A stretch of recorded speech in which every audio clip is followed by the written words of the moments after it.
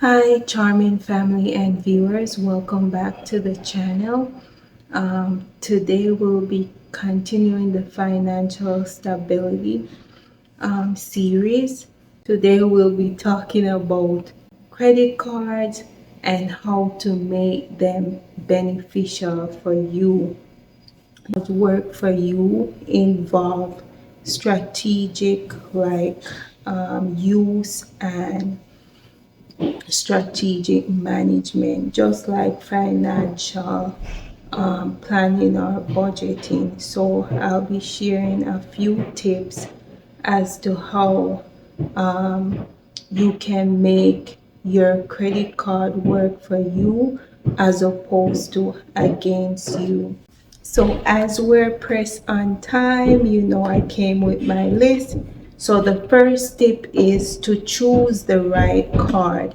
You want to choose the right credit card that you think works best for you in terms of the benefits, things like cash back, reward points, travel perks, things like that.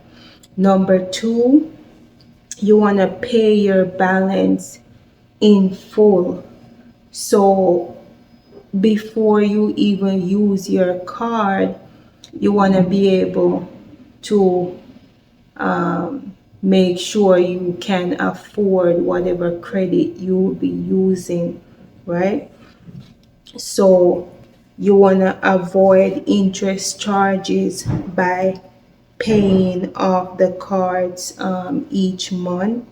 This helps your credit instead of hurting your credit. The same way as it comes to your spending, savings, and all of that, with your credit card, you want to set a budget before you even consider using a credit card, like for the amount for the purchase you're going to make.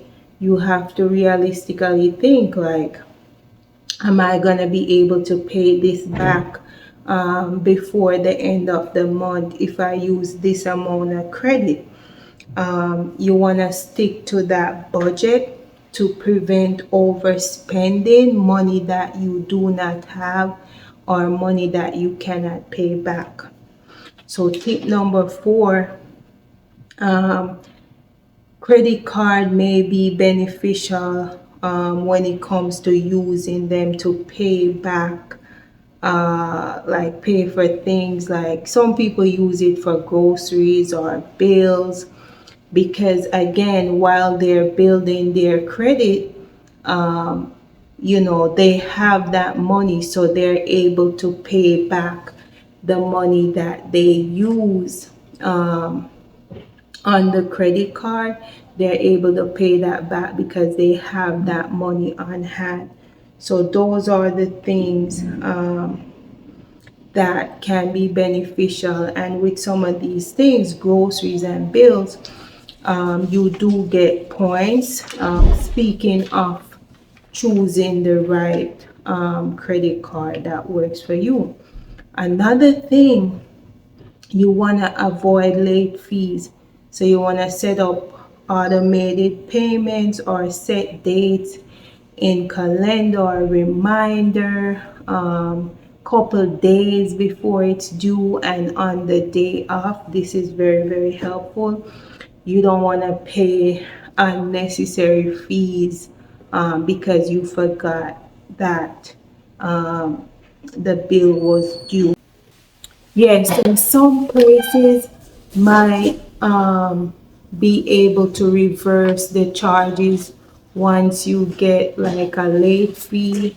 You want to check that, but that's something you want to avoid. Number six, you want to monitor your spending. As I said, check your statements to see if there were any like unusual spending that you did not do, things like that, or unauthorized charges. And you want to be able to call those in if you didn't make those charges. So credit cards build credit history and improve your credit score, especially when you live in America, because you need credit to be able to survive here. Number 8, take advantage of like introductory periods. Yes. So for most credit cards, for the introductory period, when there's a new card, you do get 0% APR offers. Like some people will say, okay, for the first 6 months, there are no interest on money that you use. Or for the first 12 months, there are no interest. So that's great. So that's a good time to maximize on credit card use. Again, if you're able to pay it back before the introductory offer ends. If you do not see this, you could also ask them about it. Number 9, avoid cash advances. Oh my goodness. They will offer you a lot of money for cash advances, but they are very high in interest, and they charge a lot in terms of fees to use this money.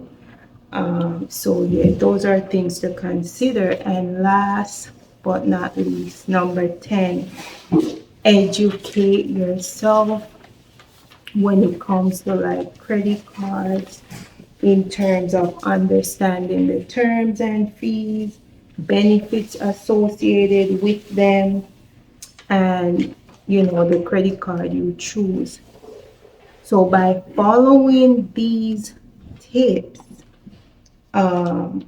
your credit card could be a tool and not something that hurt you if you use them wisely. So I hope you enjoyed this series, and I'll see you in the next one. Thanks for watching. Bye.